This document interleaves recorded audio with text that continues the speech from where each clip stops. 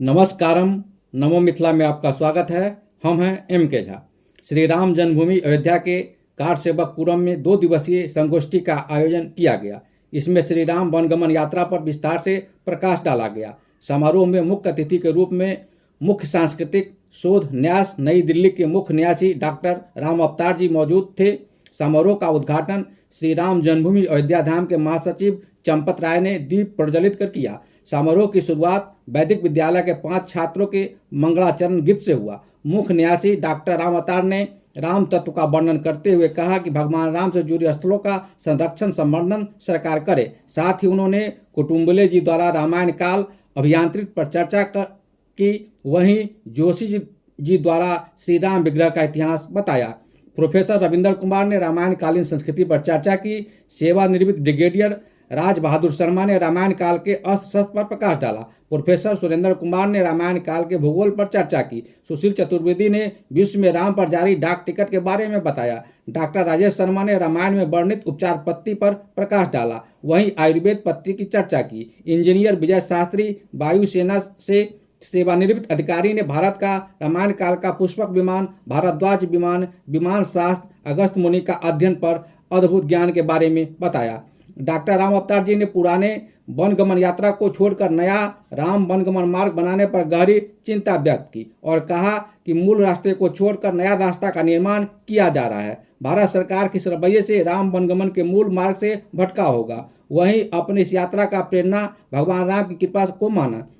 वहीं रामायण से जुड़े 293 स्थलों के शोध के बाद भी स्थानीय सरकार द्वारा स्थलों के संरक्षित संवर्धित नहीं किए जाने पर गहरी चिंता व्यक्त की। उन्होंने सनातन धर्म रत्न पुरस्कार से सम्मानित किया गया और संगठन विकास हेतु 1 लाख का चेक प्रदान किया गया। साथ ही सीता संवाद आध्यात्मिक एवं साहित्यिक यात्रा के निदेशक आग्नेय कुमार एवं संयोजक संत भूषण दास ने उनको सीता जन्मभूमि प्रतीक चिन्ह भेंट की। मौके पर मिथिला क्षेत्र के अहिल्या स्थान के पुजारी साध्वी अवंतिका मिश्रा, डांडी बाबा कामेश्वर मिश्रा, संत भूषण दास, संत अवधेश दास, प्रसिद्ध धार्मिक लेखक अमीय भूषण, सीता संवाद आध्यात्मिक एवं साहित्यिक यात्रा का निदेशक आग्नेय कुमार आदि मौजूद थे।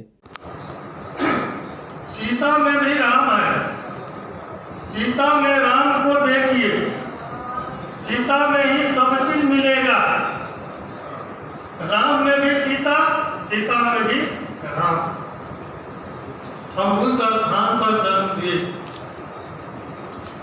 वह जननी माँ सीता जो हर की खाल से अकाल पड़ रहा था उस समय राजा जनक जी इस अकाल को मिटाने के लिए हल लेकर के चल पड़े हरेश्वर स्थान से। और पौंडरिक आश्रम के नजदीक आते ही हमारी माता शक्ति महाशक्ति का जो प्रादुर्भाव हुआ उनकी नाम सीता। आप सीतामढ़ी की भी चर्चाएं पर ध्यान दें। मेरा यही विनम्र आरजू है, विनती है, इस पर संशोधन करें। हमारे हृदय में जब मैं सीता कुंड में स्नान करता हूँ तो मेरी सीता जी कहती है कि अरे पुत्र बेटे आगे बढ़ो, शोध करो। शोध करने के बाद तुझे सीता मिलेगा, तभी राम मिलेगा।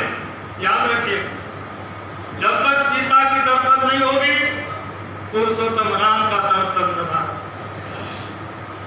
इसलिए पहले सीता तब राम। तो मैंने एक मेरे सीतामढ़ी के चहेते अग्नि जी थे मेरे। मैंने कहा कि एक सीता संवाद की हम लोग भी शुरुआत करें। तो अग्नि जी ने कहा हमसे कि महाराज जी आप हमारा संयोजक बनेंगे तो मैं आपका साथ दूंगा और मैं इस धरा भूमि पर सीता जी की जहाँ तक काम गई है, जहाँ तक शोध है वहाँ तक मैं करूँगा। ये भी संकल्पित हुए। इन्हीं शब्दों को लेकर के हम लोग भी सीता संवाद की शुरुआत की।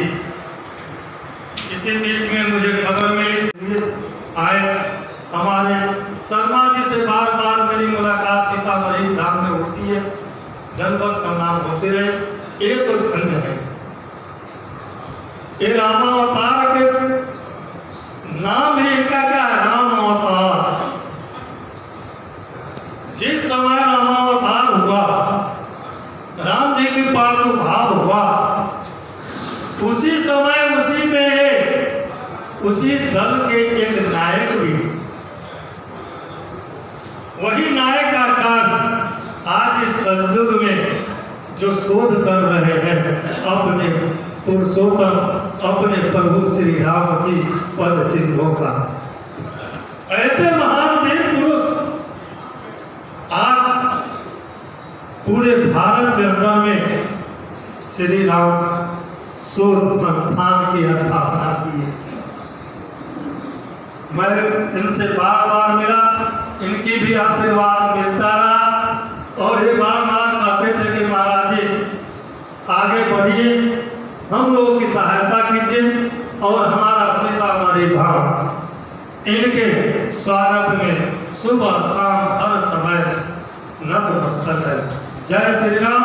इन्हीं शब्दों के साथ हम अपनी वाणी को विराम देते हुए इस श्री राम शोध संस्थान की जितने भी कार्यकारिणी सदस्य हैं सभी धन्यवाद के पात्र हैं।